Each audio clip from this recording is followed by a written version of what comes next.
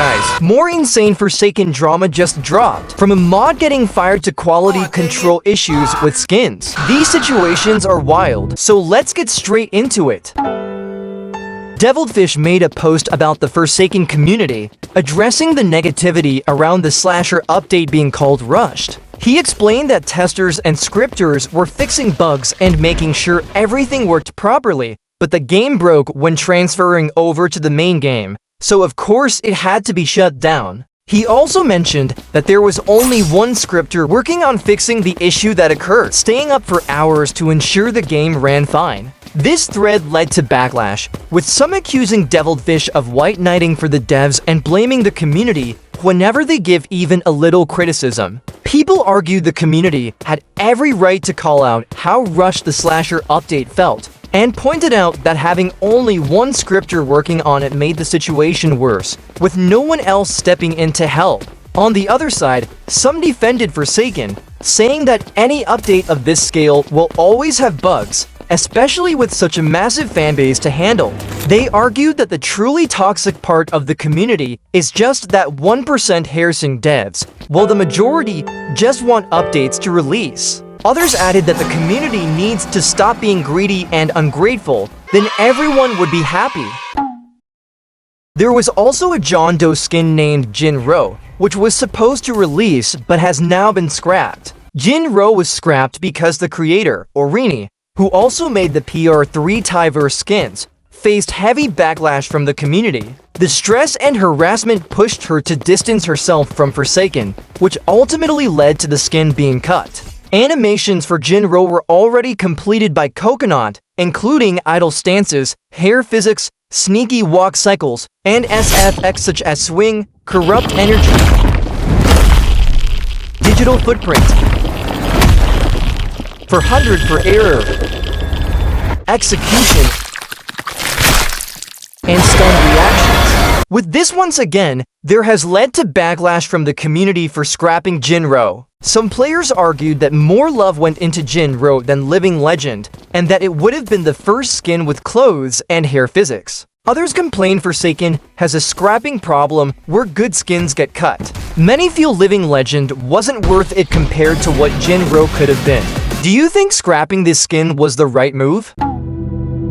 So, skins are getting into drama after a tweet by Hades, calling out the direction Forsaken has taken with skins. They said they'd rather see fewer skins released, but with better quality, and even suggested having an art director to handle social media criticism. This led to replies about Forsaken's scrapping issue, with people saying the good skins get used while the rest are just filler to make the game look like it has more content. Others argued Forsaken should have proper quality and direction control, so devs don't waste time on random skins that won't be added until 2093. Some also suggested sticking to lore-related skins instead of random media-inspired ones that don't match the horror theme Forsaken is supposed to have. There was even a viral tweet pointing out that certain skins, like Artful and Devesto, which already have defined themes, still don't have a chase theme, while Pursuer does.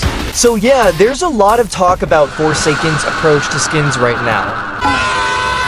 So there was some big drama with one of the mods, Bacon Boys one. Bacon made a tweet about own memories, talking about a bug in the game, but Hytoko seemed to think it was a sneak diss at Forsaken and immediately fired him for something completely unrelated to Forsaken. This also led to Bacon getting a lot of backlash from the Outcome Memories fanbase over the tweet. Hytoko mentioned that Bacon wasn't fired for the tweet, but instead for leaking in-dev content, unprofessionalism, and arguing on Twitter. This could have also been influenced by Romeo, the owner of Ohm, who made a quote tweet replying to what Bacon said.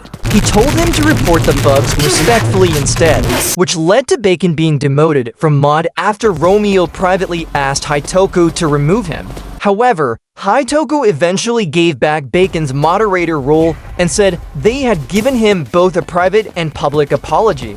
Hytoko admitted they shouldn't have been so quick with their judgment, acknowledging that Bacon is still young, and also mentioned that Romeo had been scolded for how he handled the situation. Bacon is trying to fix issues with the team, and bro will save Forsaken. Even so, A lot of the community has been against this apology, pointing out that in private Hytoko wasn't really taking accountability for what they did to Bacon. Romeo also made a response explaining why he acted this way toward Bacon, saying he was shocked to see this kind of behavior from someone with such a role, and that he holds high expectations for professionalism, like himself. Finding out that Hytoko was handling him, Romeo admitted he reacted inappropriately in D-Miz, which led to Bacon being put on blast, and he apologized to Bacon for it. In the end, this could have been solved fairly easily in D-Miz instead of making it public and putting each other on blast, which just caused more problems within both communities. Do not send hate to anyone in this situation, but what do you think about it? Music leads are also getting some hate, mainly because skins don't have custom LMS themes. The debate is whether or not every skin in Forsaken should have a custom LMS theme. This all started from Val's tweet about missing Noli not getting a chase theme, since the music leads said no.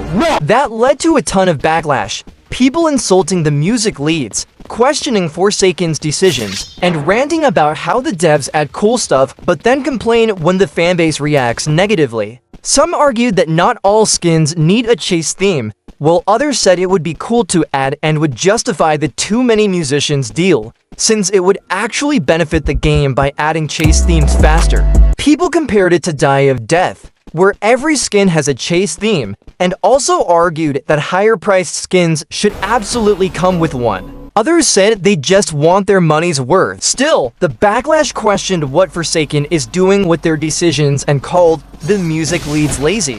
For this particular skin, some people do use it, but a lot of Forsaken players aren't Pokémon fans, or they don't use it simply because it has no custom theme. Either way, it's insane how much backlash this tweet got.